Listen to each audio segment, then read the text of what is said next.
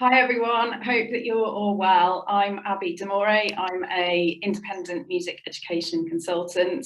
I am white, female, I've got shoulder length brown hair, I have a black top and a green cardigan, and I'm sitting in front of a grey curtain with some slightly harsh lighting. It's absolute pleasure to be chairing today's session on inclusive music making with groups, which is part of Connect Resound's Learning Festival. I'm going to get on to our fantastic speakers as soon as possible, but just to thank you all for joining us. I can't see you, but I know that you're there. If I could see you, if I was in a room with you, I could now hug you, which just feels incredible, if you were happy with that, of course. It's wonderful to get together with practitioners and professionals to explore the world of online music education after what has been such a challenging and interesting year of work. Emily's gone over a bit of housekeeping, but just to reiterate it for some of you who've joined us since. If you have any technical problems, please paste in the chat, and someone from Nimaz or myself will support you with that. And as Emily said, we'll be using the Q&A function after each speaker to enable you to engage. This is a learning space and a respectful space, and I want you all to feel comfortable to voice your perspectives, thoughts, ideas and opinions, but we will be moderating the chat, and if we feel that any comments become offensive or disruptive, then we will contact you about this. Hopefully that won't happen, but it's important to say I want everybody to feel that they can contribute in the way that they feel comfortable. So the format of the session is that we'll hear from 3 experts exploring case studies, looking at different ways of working with young people in online or participatory music making activity, looking at how technically they made it work, what challenges they faced, and are there any elements of the work that they'll carry forward post-pandemic. So after each speaker, there'll be some specific questions. So do save up your questions, and there'll be a bit of time after each for you to be able to ask those, and there may be a little bit of time at the end if we run out. So first of all, I'd like to move on to our first speaker, who is Rosie Hood from Live Music Now, who will be sharing how they've worked with schools during the pandemic. So Rosie, I'll hand over to you. Thank you. Thanks, Abby. Hi everyone, it is really lovely to be here. I'm Rosie. I am a white female with wavy ginger hair, and I'm sat in my office here in Sheffield. There's a white wall behind me and a bookshelf full of folk music books. I'm wearing a rather over-the-top colourful shirt and a blue cardigan. And yeah, I guess the folk music books give you a hint that I am a folk musician. And I've been working with the charity Live Music Now since 2015. And with Live Music Now, we've worked a lot bringing music into places where people don't have easy access to it. So there's 2 particular groups that I've worked with, and that is older people, particularly those in care homes and living with dementia, and also children, particularly those with special educational needs. And it's my work with children that I'm going to talk about today. I'm going to start off with a little video. So I've done a quick hello, but here is another little hello. This is something that I created at the beginning of the last lockdown. So bear with me one moment. Hopefully you can all see that. Someone give me a nod of the panelists. Yeah, perfect. So here we go.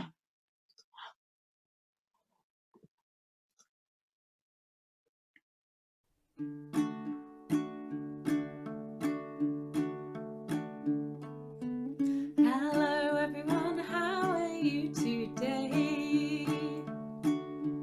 Hello everyone, how are you today? Whether you're happy or feeling blue, I've got some songs to sing to you. Hello, hello, hello. Okay, do you think you can try and join in with me this time? Hello everyone, how are you today? Hello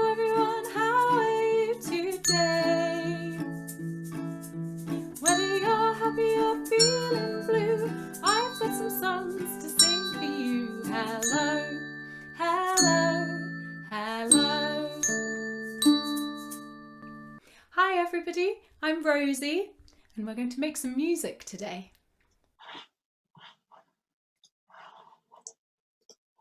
There we go. So hopefully you could all see that. That was a hello song that I created last year in lockdown number 1, and it's probably the first thing that I made as a video aimed at children with special educational needs.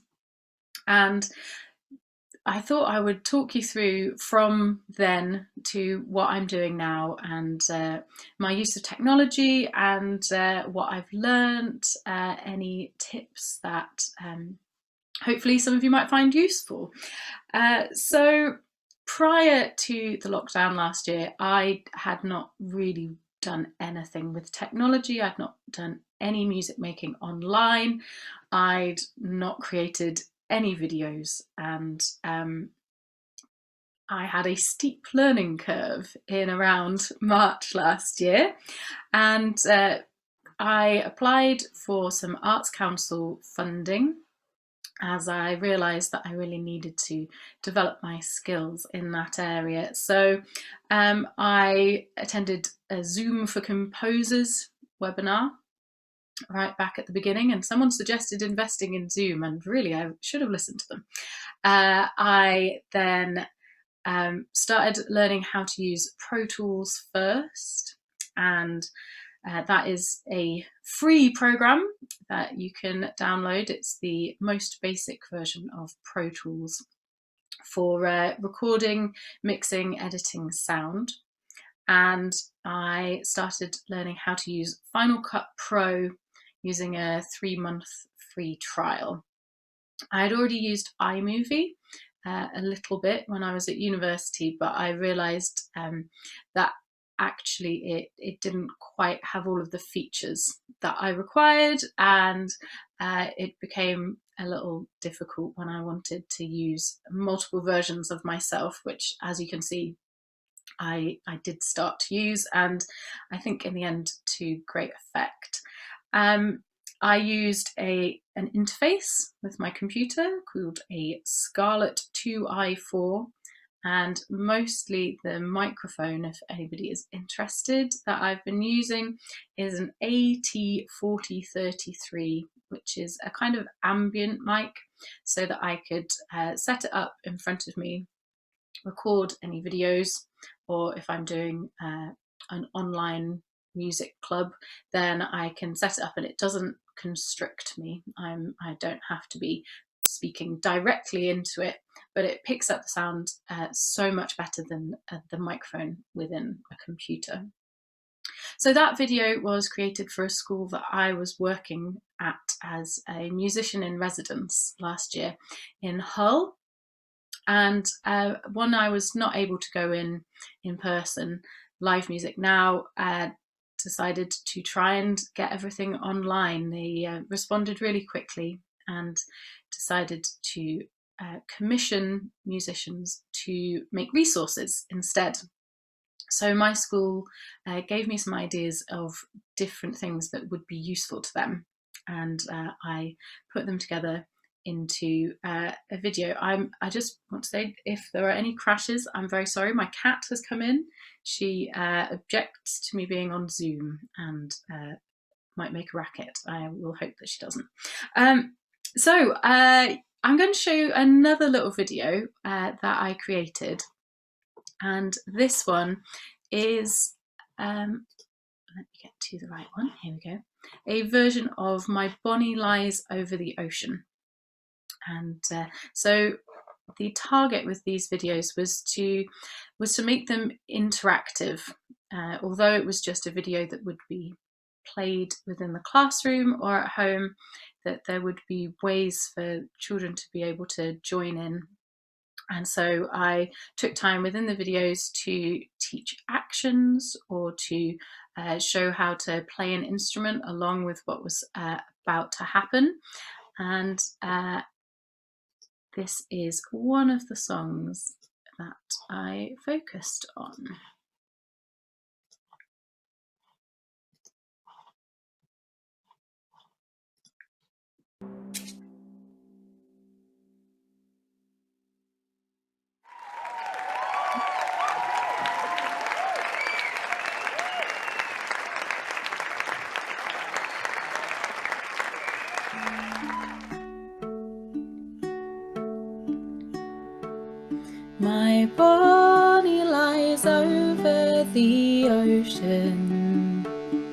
My Bonnie lies over the sea. My Bonnie lies over the ocean. So bring back my Bonnie to me. Bring back, oh bring back my Bonnie to me, to me. Bring back, oh bring back my Bonnie to me.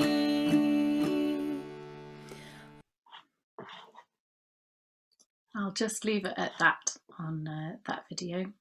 So as you can see, I used multiple screens, I used multiple versions of myself, and managed to record multiple instruments.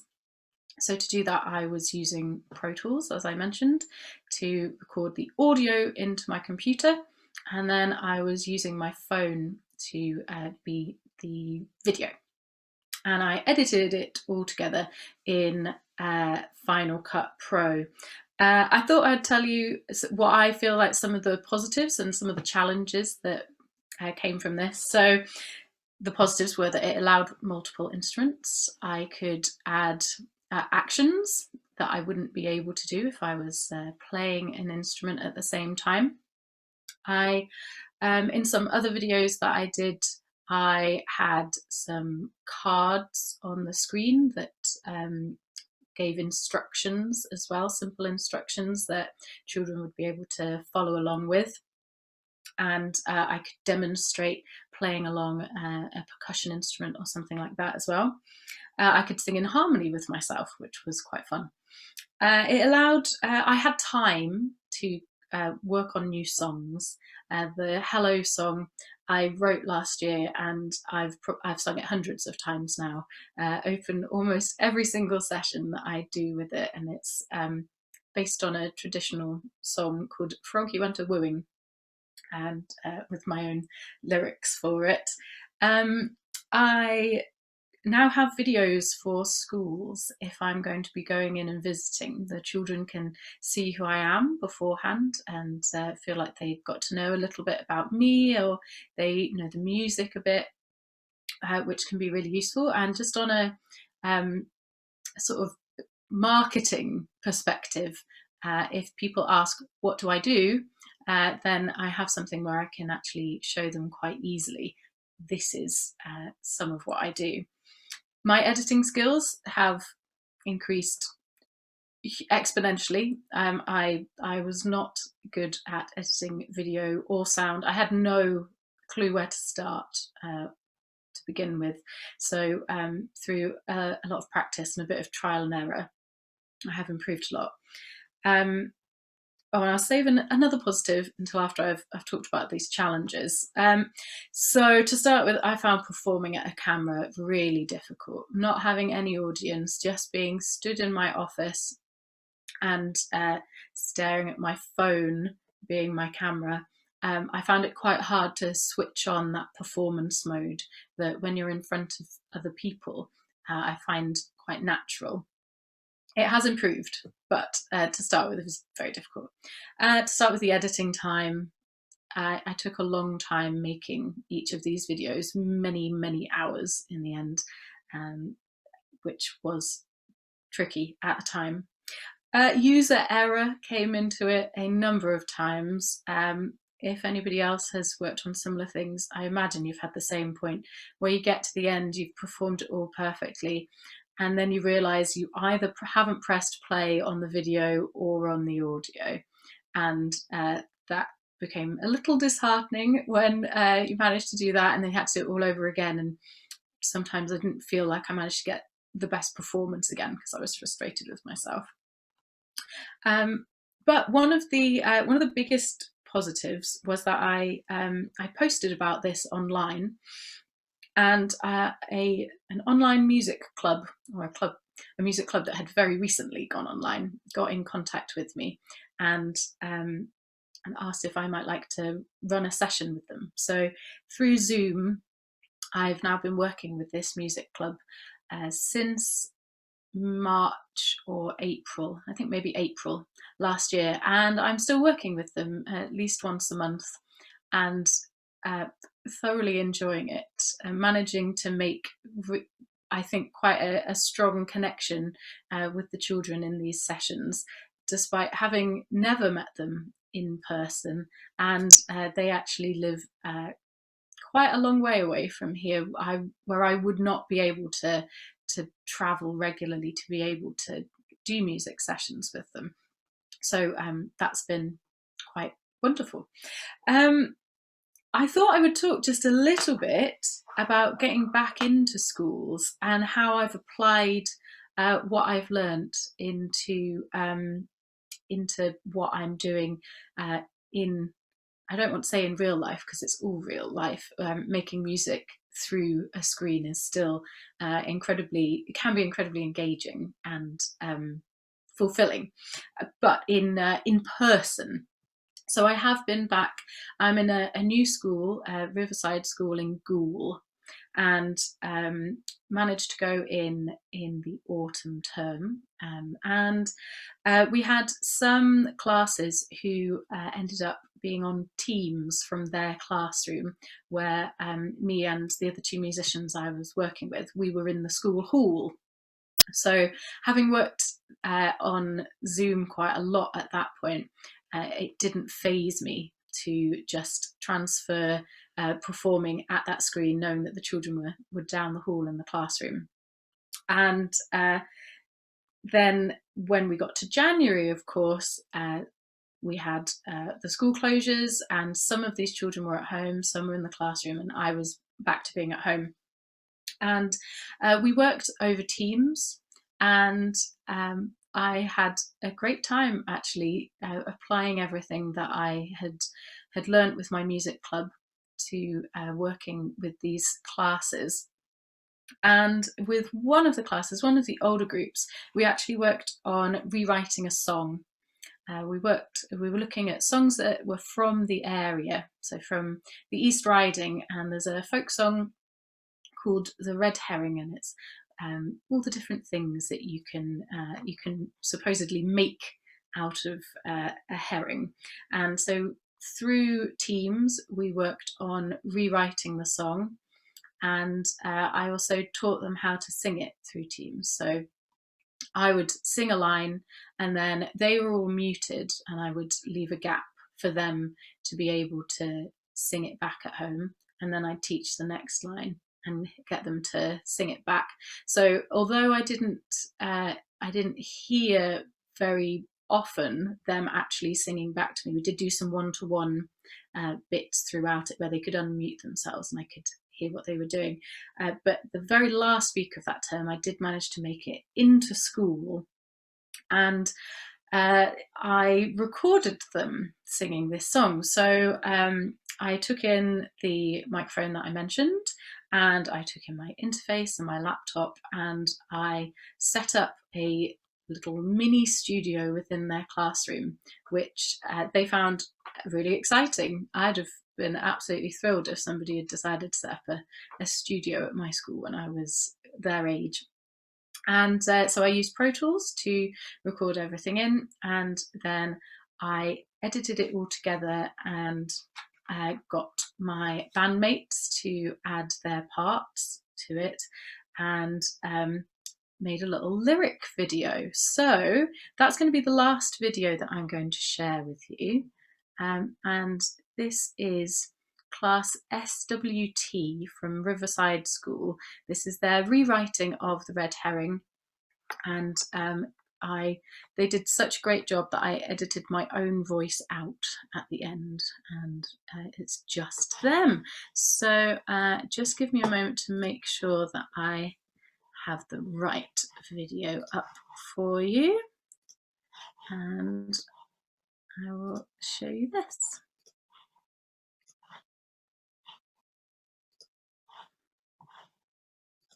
With the red hair.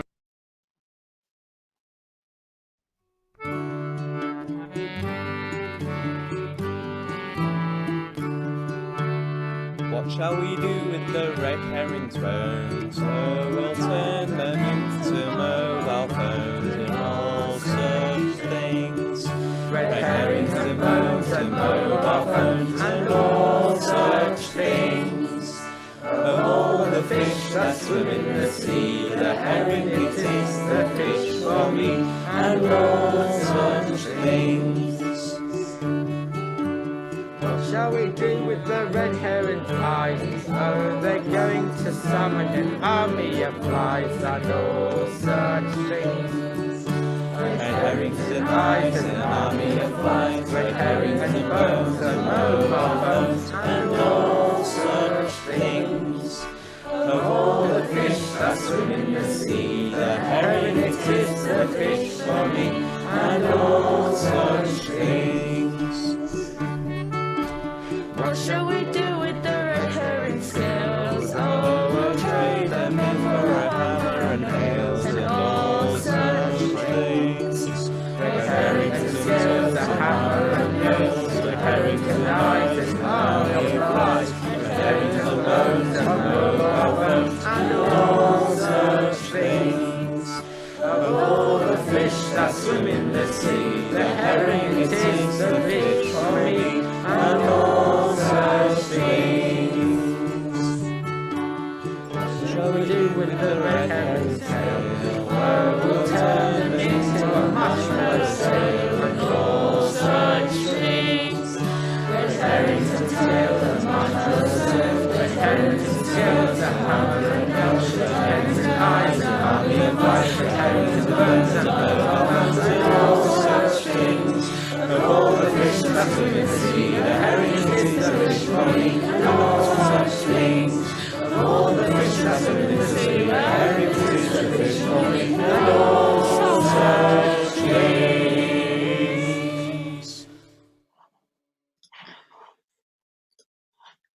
There we go. So that was SWT's Red Herring, and that was all written and arranged through our lessons on Teams, and then recorded in 1 week when I went back in.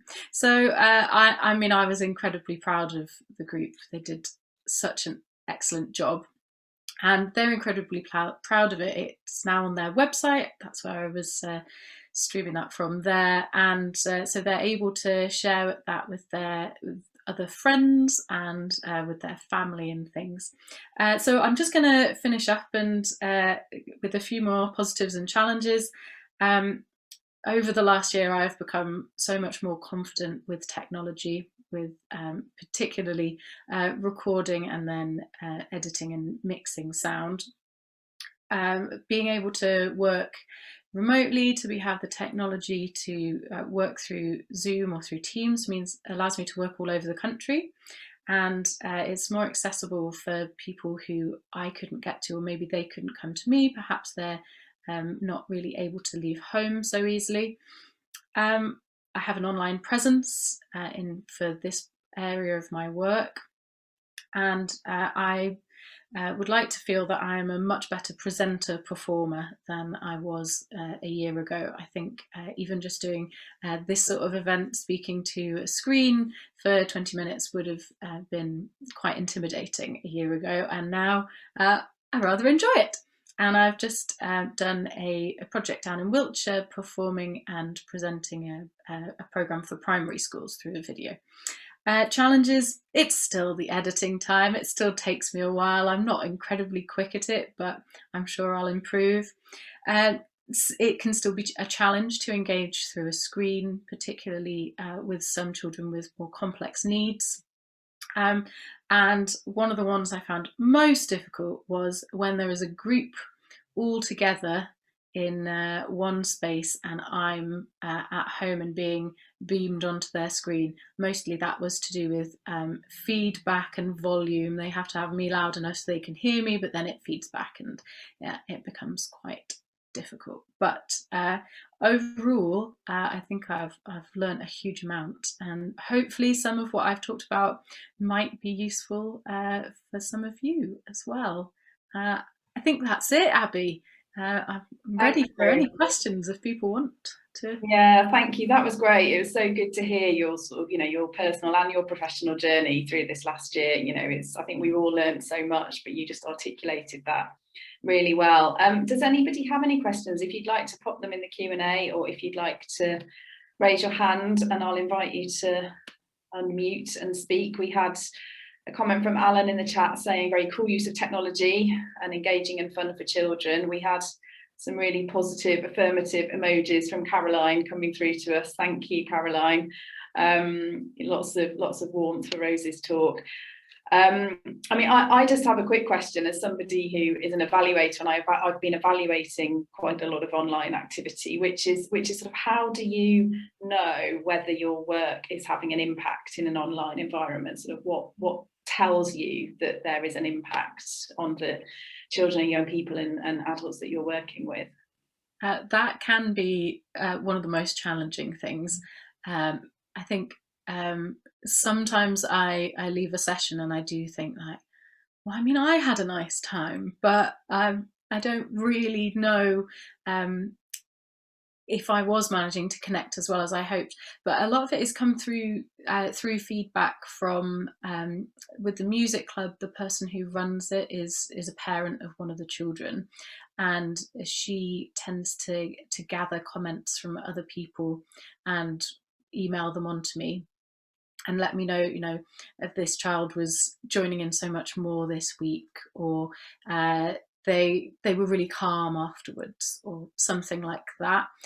So yeah, parents or teaching staff have been really key to letting me know. With the older groups, they tend to tell you if they are if they're enjoying it or if they're engaged with a session.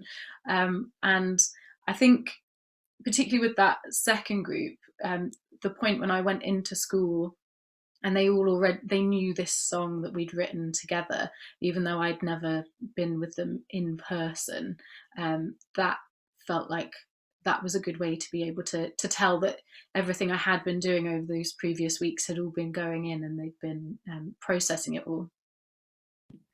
Yeah, it's definitely a challenge, isn't it? And I think it sort of has made us rethink what we are measuring and what participation means and what engagement means. We've got a couple of questions. I'll ask Caroline's first. I think this has only come through to us actually, so the rest of you might not be able to see it. So Rosie, how did you manage music with multiple children online with differing needs so that all are included? Oh yeah, that's another one that can be a real challenge. I would have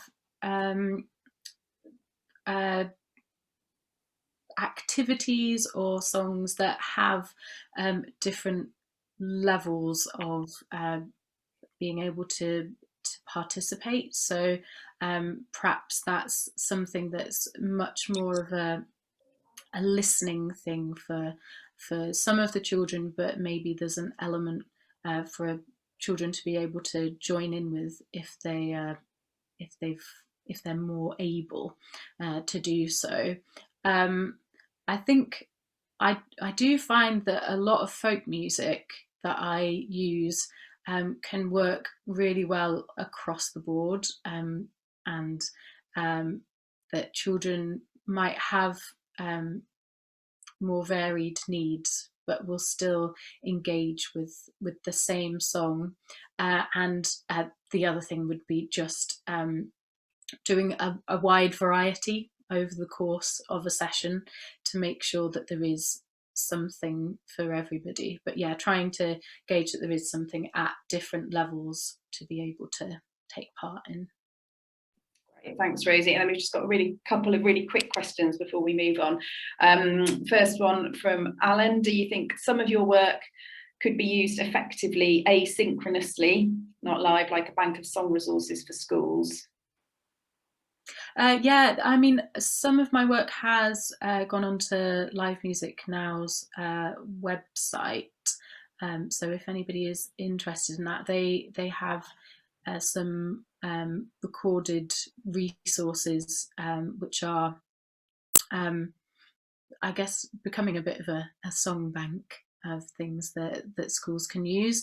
Yeah, I could imagine putting something together. I've also thought about, now that I can do this recording, maybe it would be useful to actually make a CD of the songs that I'm working on. But I would be really wary to make sure that that didn't replace live, because there is something very special and different about making music together at the same time. Thanks, Rosie, and Emily's put the link in the chat there for live music now. And last question from Rob: are you using call and response with the singing and taking turns, as the timing on Zoom or Teams trying to perform together is a no-go? Yes, I have done some call and response, and sometimes it has meant, so when I'm working with a group where they are all together and I'm at home on my own, I have kept them unmuted so that I can always hear them, and sometimes it has just meant kind of trying to really concentrate, and I keep playing even though their response hasn't quite finished. I will start my next line in order for their experience to be right, that everything fits together. So for me, sometimes the music might not quite fit together, but I know that from their end it does, allowing for that delay. But I've done things where you work around the individuals. So say it's that hello song, that gives, if everyone is in individual homes, that can work really well, because it gives each of them a chance to unmute and to sing along on their verse, and then they respond to me in the gap to tell me how they're feeling before I then move on to the next one. They get muted and the next child unmutes. Everyone's got very slick at that these days. Thanks, Rosie. I think that this has shown the incredible talent of music leaders to be able to do that. So well done. Look, Rosie, thank you so much. It's been brilliant hearing from you, and I know you're hanging around, so I think if anyone's got any other questions, please feel free to pop them in the chat. And thank you very much for sharing all of that. So I'd like to move on now to introduce Matthew Annable, who is a private guitar teacher with experience working in schools and leading ensembles, who's going to discuss how he created an online guitar club for pupils. So Matthew, I will hand over to you. Thank you. Thank you, Abby. So I'm Matthew. I'm a white male with medium long brown hair, which is tied back. I'm in a room in sunny Skipton today with a couple of guitars and a piano behind me, in an otherwise quite empty room because we have just moved in a couple of weeks ago. And then in front of me is a microphone. So thank you for coming along, and thank you, Rosie, for her talk, because it's really nice kind of hearing things which I can relate to so much in terms of the challenges of the past year, the pains of editing videos, that kind of thing, all really resonated with me, and it was nice to hear that I'm not alone in that. So yeah, that was really good.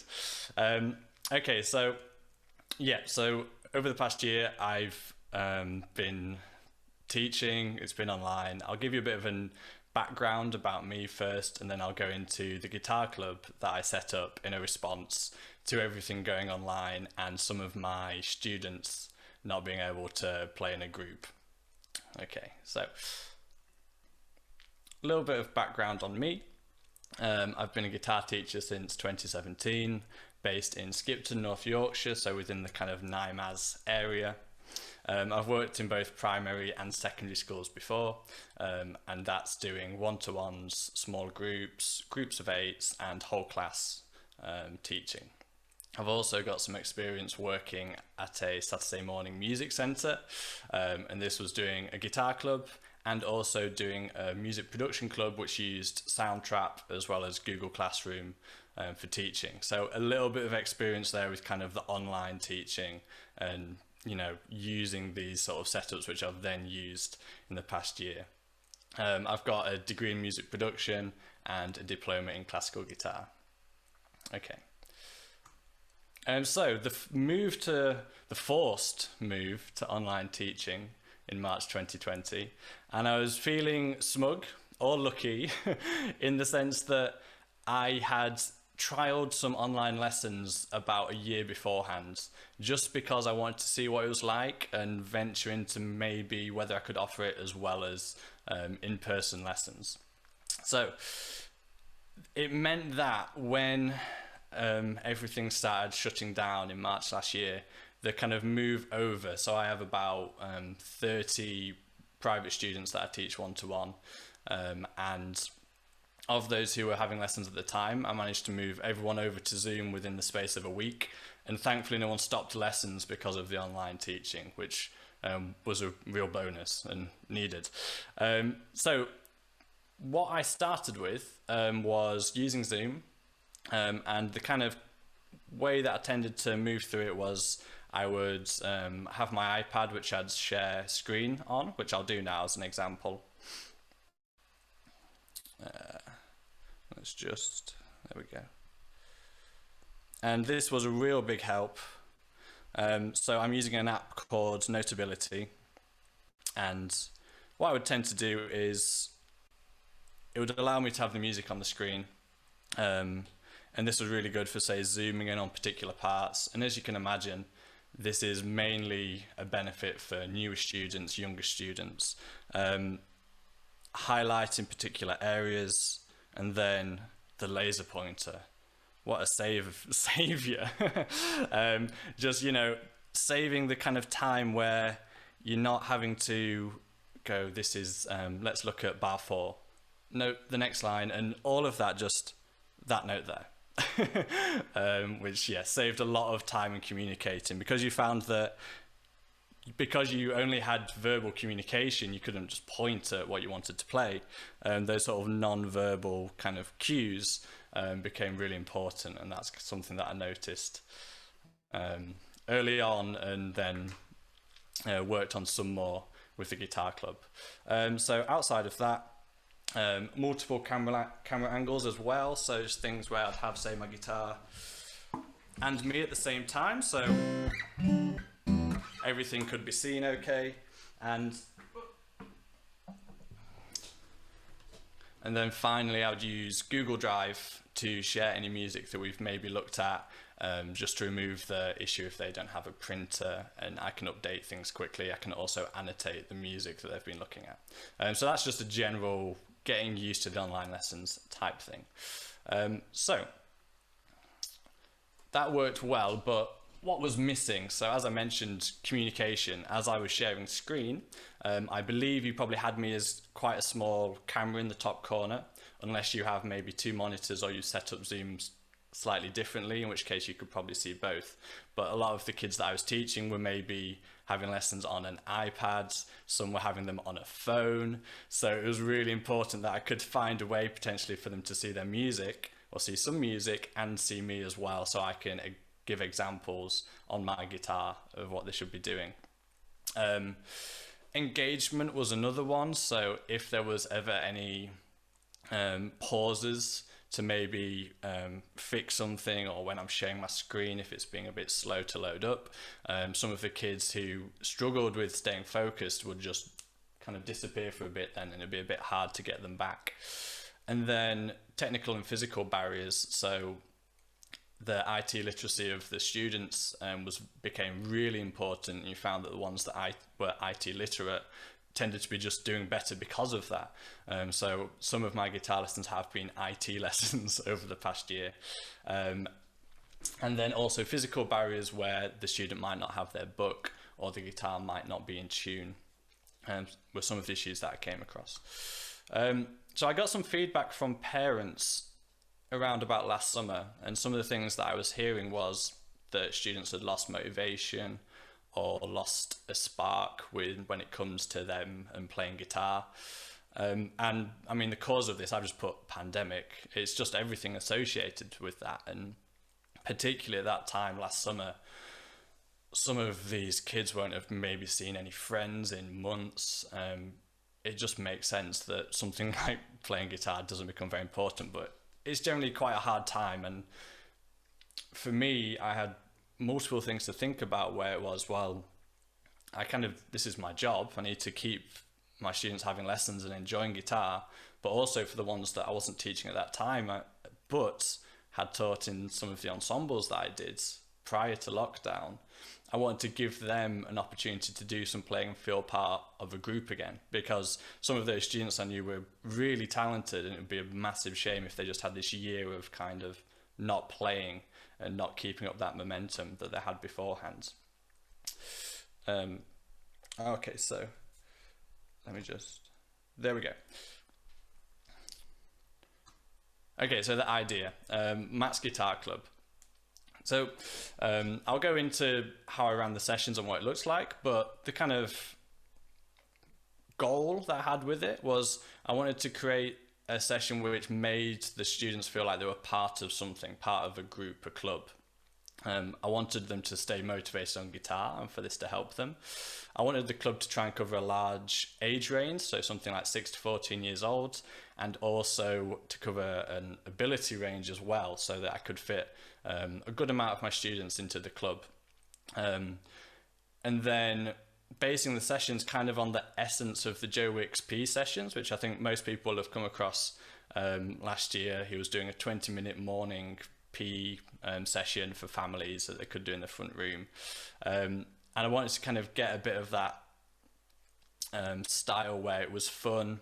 The kids didn't feel stressed about whether they could or couldn't play particular parts, and they also can choose not to play anything above their level. There's always something suitable for them, so not necessarily stretching their ability, but just making them play guitar and enjoy it. So yeah, these are the 3 core mantras of the club: play some guitar, listen to music, and have a good time. So how did I make the most of these? Playing the guitar, listening to some music, and having a good time. Starting off with playing some guitar. So I tried to design everything so there was really clear non-verbal communication. I wanted everything that I needed to be on the screen through the session. I wanted there to be chord shapes which were in a clear format, which I think I can give a demonstration of. So I have done a bit of graphic design in the past, so I chose to kind of try and make my own chord boxes for the guitar, just so that I had control over the difficulty of them, because you have a C chord like this, but that's an easier version of a C chord, which wasn't easy to find by just searching online. So I thought, if I have my own designs for them, I can just create the difficulty to the level I want and scale it. So yeah, this is some of the technology that I was using. And just to go through how I'm doing this, I'm using a software called OBS, which is an open source free software where you can create different scenes, and on those scenes you can use different cameras, you can add images to the screen, or you can add videos to the screen, a bunch of stuff. It's really good and completely free. Okay. So yeah, we had scale chord shapes, colored notes and names within note heads sometimes. Strumming patterns would be designed to be suitable for everyone, including those who used tab, because in guitar we have those who read notation and those who read tab. Some read both, some only read one, so you have to make sure you're trying to cover somewhat for both of those groups. And then yes, I would communicate to them in the sessions and say, choose what you do, you choose what you want to do. So let's have a little couple of examples of that. Okay, so, and this was just little things that I did to turn it into almost like a TV show, I guess, just to keep it looking fun and light. So I'd have something like this, a note guide over there, and then as you can see at the bottom, we've got some notes on the screen. And if I zoom through, I'll move to a bit here. You can see we've got the different notes. Their note heads are colored in a particular color, which relates to where the note is on the guitar. And then you've also got the name of the note for those students who are learning, know where, say, a D note is, but they just can't read it when they're sort of playing along in time. Because what we were doing is we were playing real time the songs all together at the same time. Okay, I'll load up a different song now.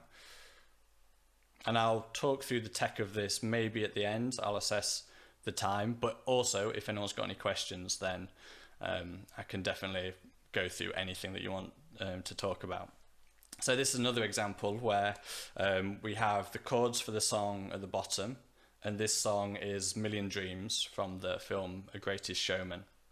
And then we've got chord shapes over here, so these are the chords which are in the song. These are the scaled down easier chords. So if we were going through the session, this was one of the songs. As an example, I'd go, okay, so here's the easier chord options that you've got. You've seen most of them already today or in previous weeks. If you're wanting a bit of a challenge, you could instead look at the full size chords instead. Maybe if you want, you could choose just some of the full chords if you feel pretty confident with the smaller ones, but you are now quite confident with that and you want a bit more of a challenge. You can choose, maybe do a full E minor chords instead, but keep the rest as the easier growing hands chords, I call them, for those with hands that are still growing. Over there is the next option of scaling up the difficulty. So this is a strumming pattern. We've got the 4 beats of the bar, and the up and the down arrows represent strumming down or up on the guitar on those particular beats. Something which I've really worked on with my students over the past year is getting them to be able to read rhythms rather than hearing them and just repeating them back. So hopefully most students would now then be able to go 1 and 2 and 3 and 4 and 1 and 2 and 3 and 4 and look at that and then link that in. So if I just quickly go back, that's how I tried to make sure everyone could play some guitar, different levels, different challenges for the students. Okay, then the listening to music. I thought it was really important that the sound came across really well over Zoom, which I was using. So the routing was set up so that the music coming out of their computer or iPad should sound the same as when it's coming out of mine. So again, I can talk through that a bit more at the end if anyone has any questions. I would then mix in my microphone and also my guitar, which was plugged in to an audio interface, as was the microphone, and then that allowed a mix of the different levels. So let's run through that then. Yeah. So I'll just give you an example of kind of how it sounds. I've also got here just a vocal, so over there is a singer singing Million Dreams, who I kind of called in a favour to do for me. And what will happen is there's going to be a green line moving across the chords at the bottom, and then that gives the students an indication of when to play each chord. I have a click which is running through my headphones really loud so that I can just hear them when they're on the desk instead of having to put them on. And that allows me to play along as well. So let's just take a little listen. 1, 2, 3, 4.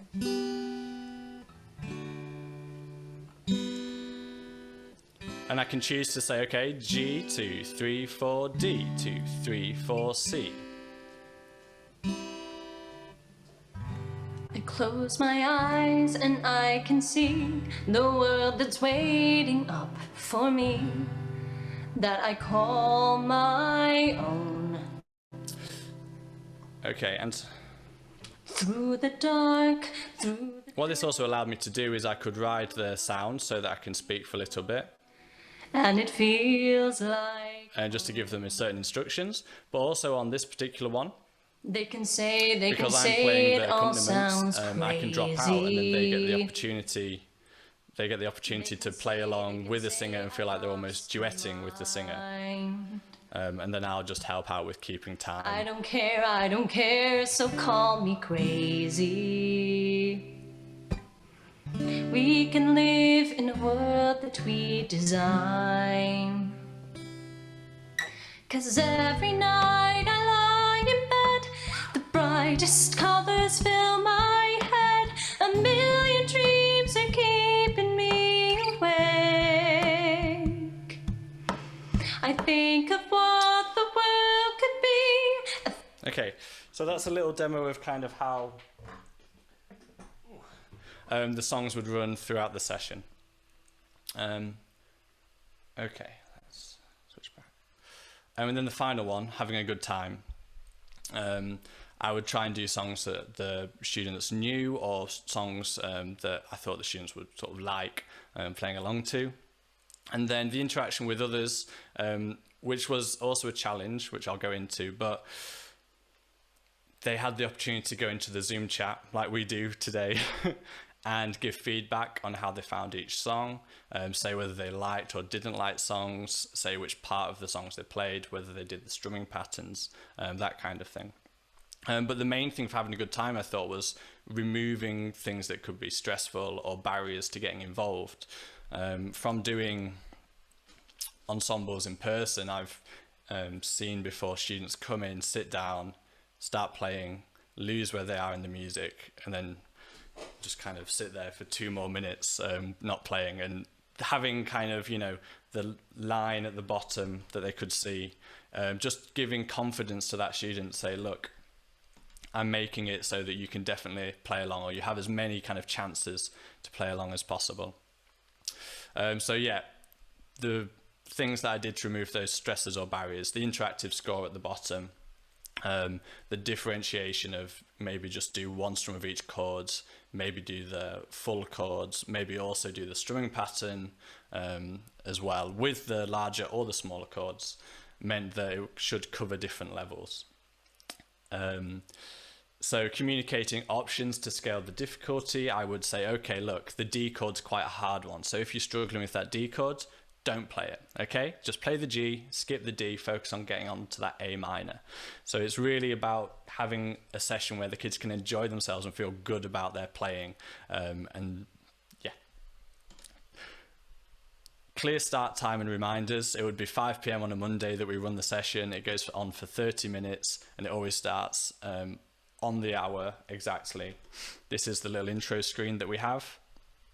And you can see there's a countdown timer which starts 5 minutes before the session begins. That also reminds students to tune up the guitar so they can have a good time and feel like they're doing a good job. There's a chord box explainer there so they feel ready to read those chord boxes, and another reminder to have your capo nearby. The countdown timer just means they know how long they've got to tune their guitar or find that capo or pop to the toilet, that kind of thing. So familiar format every week. They have the agency to choose how hard they make it that week. Maybe that day they're not feeling too great and maybe they just want an easy time of it. Maybe another week they want to challenge themselves to maybe do a new chord. And there's no judgment. So the session, again, this was a challenge, but the session was run with me. I didn't see any of them. They were muted. They would have their video off, which meant they had no one watching them whilst they were playing. They didn't have to worry that some other kid was looking at them thinking, you're not playing that right, anything like that. It's just you and some music to play along to. Making the tech work, I created a folder for Matt's Guitar Club on Google Drive that contained the chord sheets. The sessions are recorded, so if they're ever missed or if students want to go over them again as part of their practice that week, they can. Sheet music of challenging material was also in the folder. Obviously, when we're playing it along as a song, it's hard to do. You might need to do some practice, so it's there. So giving the opportunities for the students to either just do 30 minutes a week and then forget about it, or they can do all this extra stuff and try and learn these new parts, these tricky melodies in the songs as well. These would also be embedded within the students that I teach their current folders for their guitar lessons. So whenever they go onto that folder, at the top they'll see Matt's Guitar Club. There's a little reminder that they can go on that, maybe try something out. There was also video tutorials for new members, so that there'd be like a 20-minute session on strumming patterns and how to do them, or a 20-minute session on the chords, so that they can feel prepared once they join one of the sessions. Okay. I've run over a little bit, so I'll run quickly through these. I ran the session as pay as you feel, which has worked okay. The main reason was I wanted students who I was teaching to get this as a freebie extra if they wanted. But those who feel like it was bringing value to them, I asked if they would pay, and they have. So I'm still running the session, and financially it's working as well. Feedback was positive from students, 5 being definitely enjoy the session, 1 being definitely not. Again, they were interested in taking part in the sessions again.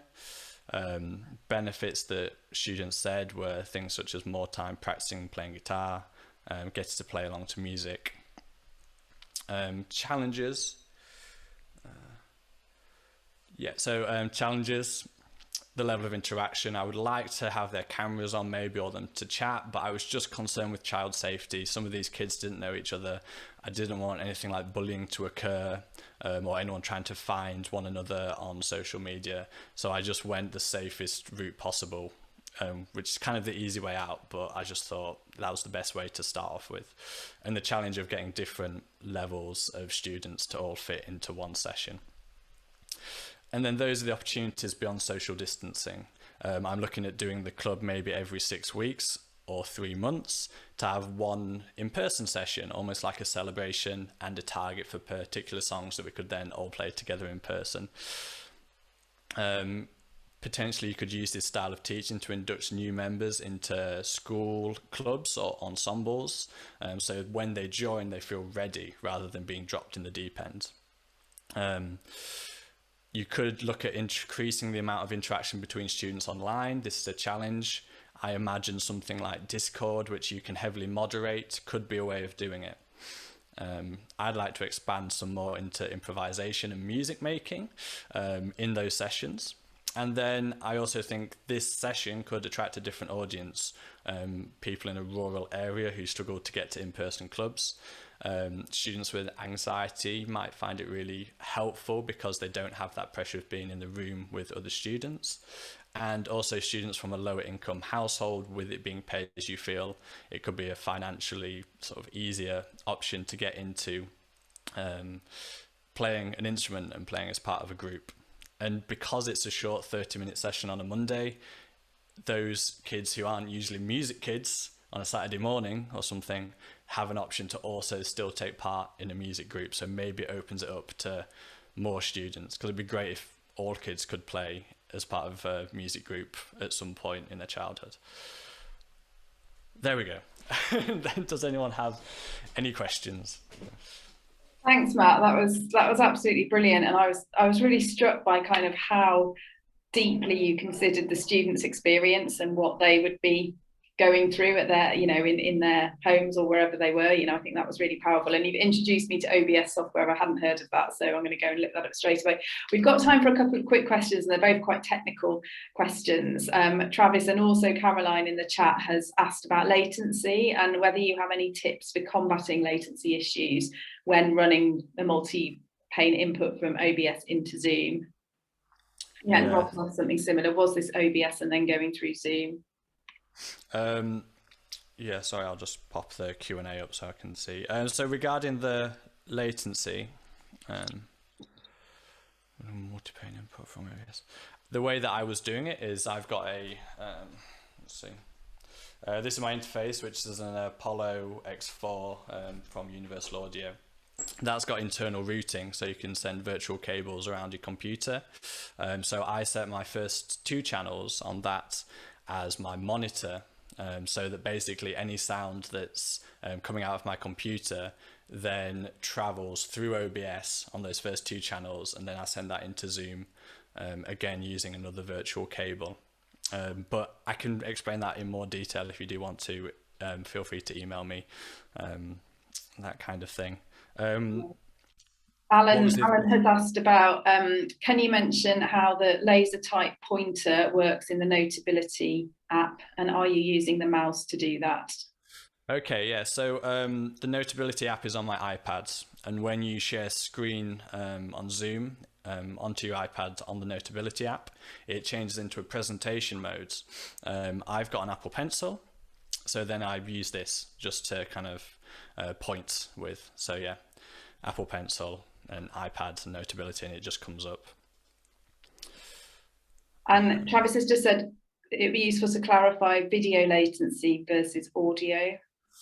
Yeah, I had some issues with this initially, but more recently it's been okay. I sometimes wonder whether the chords and the line going past the chords is slightly out of time. But in regards to video and audio latency, the way that I run it, I don't have any issues with it. I've got quite a relatively high-end MacBook Pro, which might help. I'm on Mac and I'm using Logic Pro to play the audio, and that's also what you can see at the bottom there. That's Logic being set up in a particular way. The multiple camera angles, I've basically just got 2 cameras. I've got one webcam external and one on my Mac, so in OBS you can use both at the same time.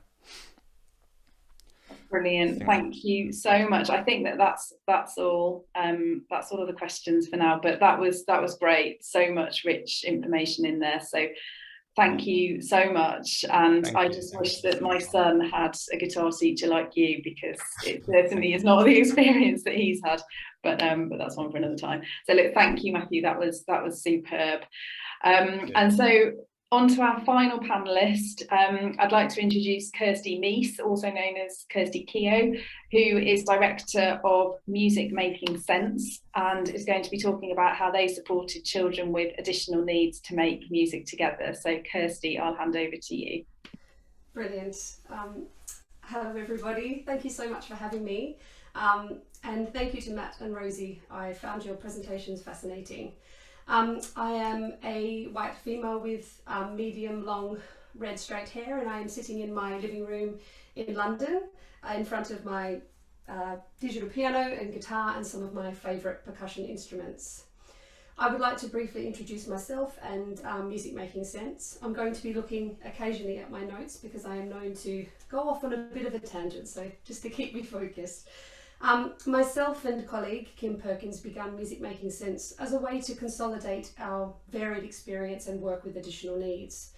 Our focus was on supporting SEND schools and settings to access whole class ensemble music making experiences. We focus on supporting individuals with additional needs to find a way to achieve and enjoy music with others and build a pathway and trajectory for musical learning and engagement. Outside of Music Making Sense, I am a musician and researcher, recently completing my MA in Music Education, which focused on the sensory needs of young autistic children and the benefits of musical experiences. In this session, I would like to discuss the experiences of Music Making Sense in our online learning for children and young people with additional needs, and how we approached creating online resources as well as live online sessions for our settings and families at home. Approaching online learning. As with many providers and organisations, when the first lockdown was announced, it was unclear how to approach music provision going forward. We decided to work towards online provision, and with a sense of urgency, began putting together an online offer to our settings. Our main focus was to ensure our students continued to have access to musical experiences to support them during a time of significant change, unpredictability, and for many, feelings of worry, confusion, and anxiety.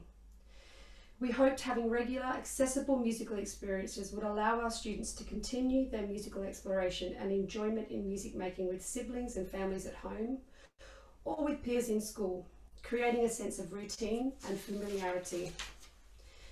Our online offer. Some of our settings were much more prepared in terms of technical and procedural requirements and confidence to move into online learning than others were. Some settings were able to put systems in place very promptly, which meant that we could run live online sessions during the early stages of lockdown. However, for the majority of our settings, these systems took time. So how did we approach this in those initial stages? We began creating pre-recorded videos tailored to each of our settings. As we needed to get something in place quickly, we decided to use our website as a place to access and store videos and resources. Our website was created through Wix, a paid version of Wix.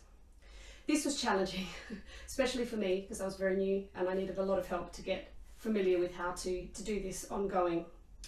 But we managed to create a section on the website where each of our settings had their own login, which they shared with their families.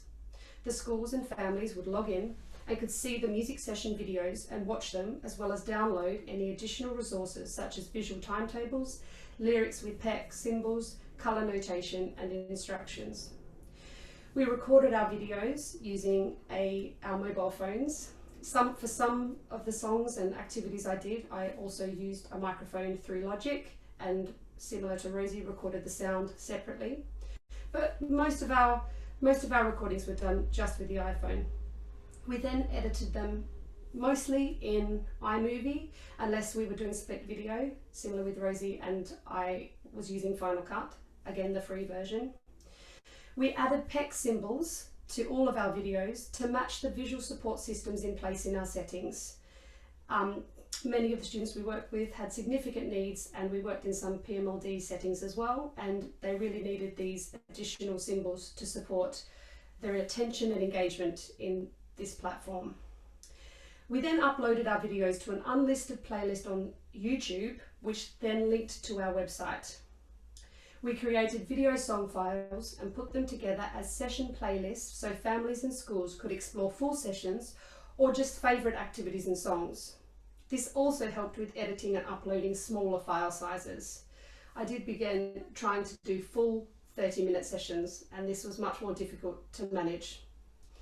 Settings sent login details to their families to access resources in the home, and schools also access the sessions regularly in class for those who remained learning in their setting. Weekly or fortnightly sessions were provided depending on the setting's requirements. Teachers were very enthusiastic about the resources and would follow up with families regularly to see how they were getting on with them. Through our website analysis, we were able to see how many times the resources were accessed, and this showed a positive result.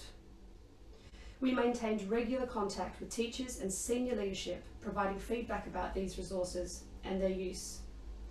What were the challenges of online pre-recorded sessions? Not knowing how the students were engaging, particularly those at home, and how they were using the resources. For example, we provided a variety of options for finding and creating and using sound-making objects in the home. However, we were not sure how these were used or approached. Also, the needs of the students. Many of the students responded well to iPad and screen-based learning. However, others found it overwhelming and difficult to focus. We tried to keep introductions to songs and activities in the videos very brief and used PEC symbols to highlight key points so that students could enjoy the songs and activities in ways appropriate to them, including more of an audio experience. We also put up tips for using the resources for families, including encouraging students to explore and engage in their own way, whether that was moving around their own space or incorporating their own items or toys within their home environment. Another challenge was the amount of content, similar to what Rosie was talking about. Recording, editing, managing the website was very time consuming, and we were creating a lot of new or extended content, perhaps much more than we would in face-to-face sessions. Feedback suggests students found their favourite sessions and repeated these. This was the same for sessions in class, as teachers would play preferred songs and activities over and over again. So we knew that the new content was not necessarily being explored. However, it did allow us to create a large bank of resources. After this initial lockdown, we returned to face-to-face sessions in many of our settings. This had its own challenges, with wearing a face covering for the majority of teaching and a lot of cleaning of instruments and resources. Some families continued to access the online resources, and many of the classes continued to use the resources during the week, sometimes daily. This had many, many benefits, which I will discuss a little bit later. Lockdown 2.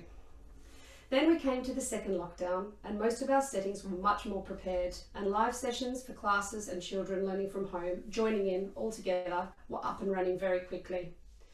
We preferred this setup rather than pre-recorded sessions, as we could see the students engaging and were able to provide some level of interactive music making, adapting things in the moment to meet different needs, and gaining feedback of engagement and musical responses. It was also wonderful to connect the children still learning from home with their class for some musical fun each week. There are of course technical issues with connectivity and latency, and my own approach to this was to keep the class or students joining muted for the majority of the session, but having moments unmuted time for solos, sharing different ways of playing their sound resource, as well as for any questions, song choices and requests from the students. I also spotlighted different screens during these moments so everyone could focus on the group or individuals at different times.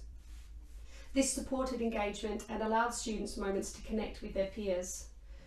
I also allowed time at the start of each session for the students to say hello to each other and for the teachers to welcome everyone together.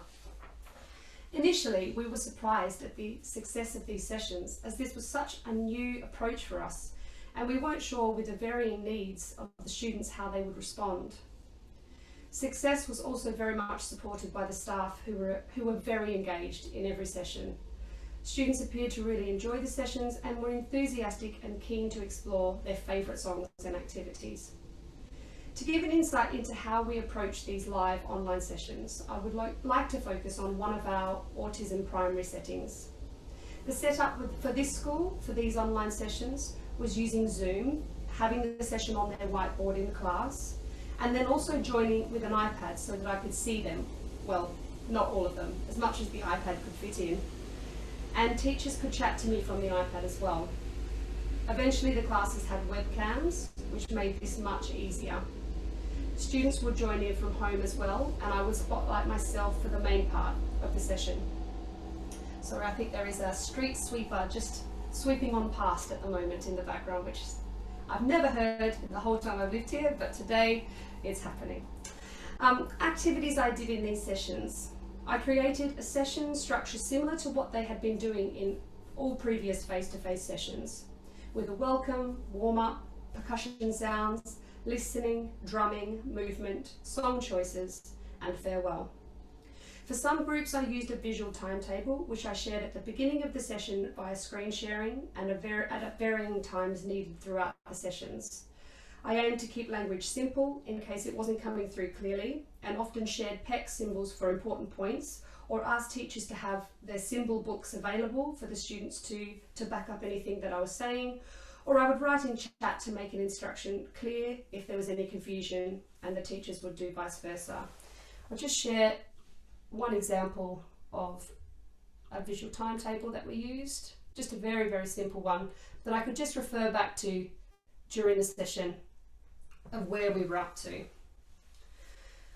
Some classes did ukulele with colour system notation, and this all depended on the resources they had, and some classes had a keyboard, which we also used colour notation systems and screen shared different songs and activities. Drumming. The most successful activities were those with multiple entry points and ways of engaging and achieving.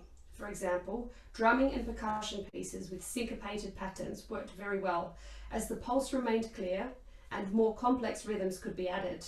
Students could engage in multiple ways, with all sound-making attempts valued and celebrated as a contribution to the collective ensemble experience. I am hoping to have time at the end to do a practical activity with you. For the younger groups, I explored different ways to create sound and copied their responses and ways of playing as much as possible based on what I could see and during the unmuted times. The younger children were actually very fascinated by the screen, often coming up close and to watch and join in. For the listening activities, I would introduce a different instrument and explore a piece with it, repeating this for a few sessions and then changing to a new instrumental piece. The movement activities were quite free. I used a piece which had different sections where students could follow and listen for the musical change, signalling the next section. The street sweeper is back again. Each section of these pieces had their own actions, and many of the students began to perform these changes, and others just moved freely in their own way. Staff and myself were performing the actions as models, encouraging children to join in. The song choice section, I used a choosing board, which I screen shared for the groups to view. I selected a different person each week to choose their favourite song. For the younger groups, the choosing board was a collection of favourite songs from past repertoire, and the older groups helped select songs for their own choosing board. Here is an example of a Key Stage 1 choosing board with a collection of their favourite songs and activities.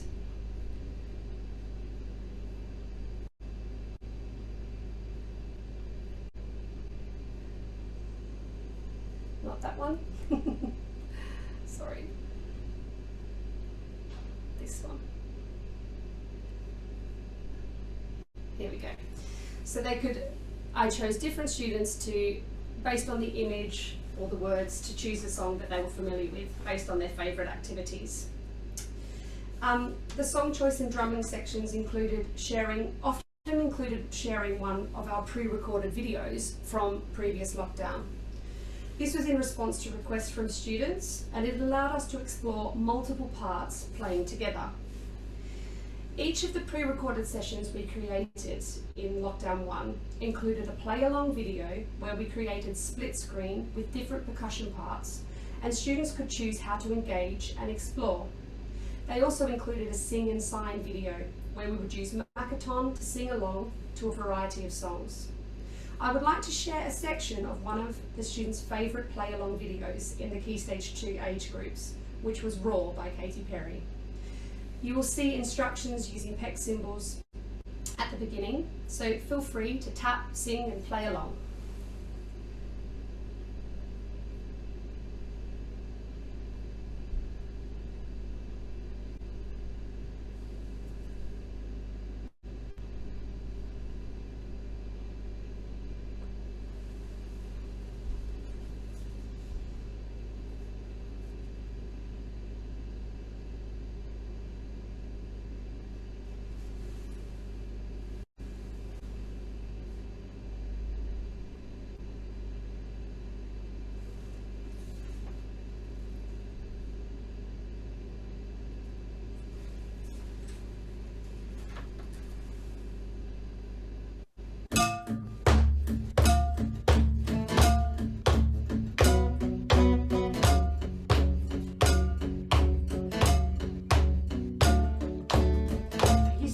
My tongue and hold my breath, scared to rock the boat and make a mess. So I sat quietly, agreed politely. Guess that I forgot I had a choice. I let you push me past the breaking point. I stood for nothing, so I fell for everything. You held me down, but I got up. Hey, already pushing off the dust. You hear my voice, you hear that sound. Gonna shake the ground. You held me down, but I got up. Hey, get ready, 'cause I've had enough. I see it all, I see it now. I got the eye of the tiger, the fighter, dancing through the fire. 'Cause I am a champion. You're gonna hear me roar louder, louder than a lion. 'Cause I am a champion. You're gonna hear me roar,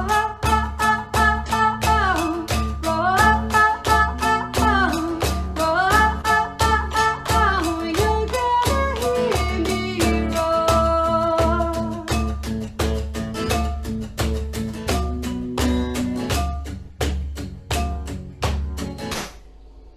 I'm going to stop that one there for now. Okay, so feedback from staff and senior leadership in this particular setting was very positive, with much appreciation for the work we had put in. One deputy head contacted us to say, "Thank you for all of your fantastic musical input. We know how wonderful music can be, uplifting and enabling connectivity to self and others. During this particular time, that has been very much needed and valued." Things that worked well: activities with a strong beat to follow and syncopated uplifting feel, listening activities between different sections to refocus the group and to share different sounds that I played in my home environment to connect me to where I was and not being with them at that time. Song choice sections made a huge difference to allow different students to share their choices or play familiar songs that we've been working on previously. Introducing activities with singing body percussion first and then adding in instruments, movement activities, repetition, familiar structure to each session. Challenges. Those at home did not always stay for the full session, as at times were distracted by other things in their environment. However, they still got so much out of the sessions. Working from home had its challenges. For example, I live on an aeroplane path, so that was always very difficult when the big aeroplanes went over with rattling the windows during different sessions. Mixed classes. As children in the settings, there were much less attendees, so classes combined different groups, and these were groups with significant needs, so there were difficulties with social dynamic. Referring back to visual timetable and welcoming everybody together made a big difference. There were of course technical issues, as we've talked about before. Overall, I found the online sessions I needed to be running it at I felt that I needed to run it at a much faster pace. And I also found myself needing to speak much louder, so I found that my voice was getting more fatigued. As a lot of people mentioned with Zoom fatigue, my voice was, by the end of the week, the days of Zoom teaching, was very, very tired. Musical pauses were difficult to interpret, and creating space for solos and musical interactions did not have the same impact as in face-to-face sessions. Benefits. Some students appeared to prefer the online platform rather than face-to-face sessions. This may have been impacted by the many autistic challenges around interaction and group engagement being minimised when watching the screen. With the aim for much of our work on connectedness, awareness, acceptance and interaction with others through music, I was concerned about this initially. However, I have found these students are much more confident, calm and enthusiastic in the face-to-face sessions. Many of the classes continued to access the online resources on days I was not in school once I returned to face-to-face sessions. This has enhanced musical skills, confidence, enjoyment and engagement in the face-to-face sessions.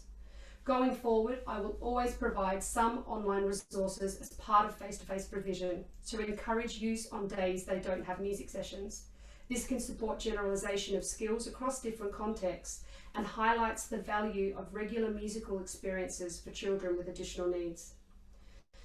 Another benefit was families being able to see and be involved in the sessions and siblings joining in, creating a wonderful community feel to the music sessions. When returning to full face-to-face sessions, I have found my practice has changed. I include more listening, non-instrumental body percussion and choosing activities. Access to resources remains available for all of our families, so they can go and look back whenever they would like. And this is a wonderful way of connecting with the families in our settings. Finally, I'm going to finish with a 2-minute practical example of a piece I explored with all age groups. I started as a warm-up with movement, and then we would repeat the song with instruments.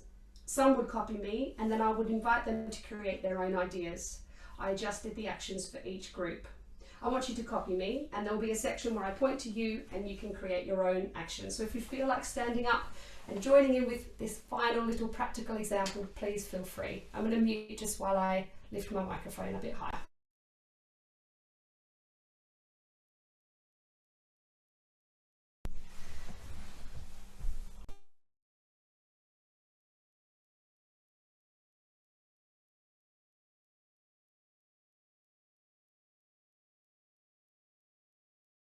Okay, let's see if I can get it to play from my magic watch.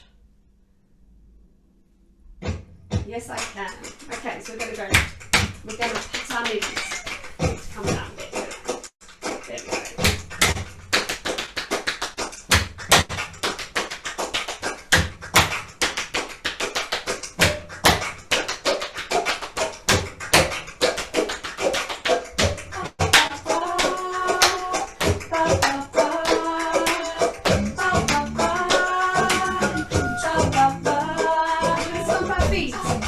Samba leva tatuagem, saca as cabeças quebrar.